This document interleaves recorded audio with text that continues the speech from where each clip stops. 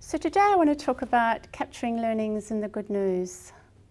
While we might not feel like it now, what we learn during adversity is really going to be very helpful in terms of our personal growth and the growth of our teams.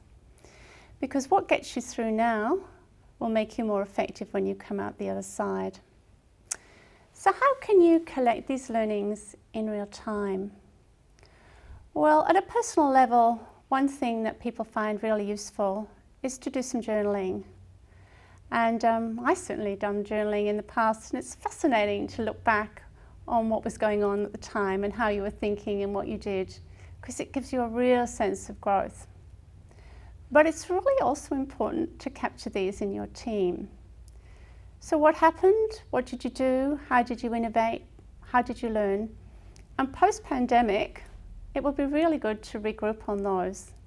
It's a bit like, the project debrief, where you actually regroup and you talk about what the learnings were that you can take to the project next time. Think of the pandemic as your project, that you're actually going to come out the other side, and you're going to come out stronger with lots of new things that you can actually do.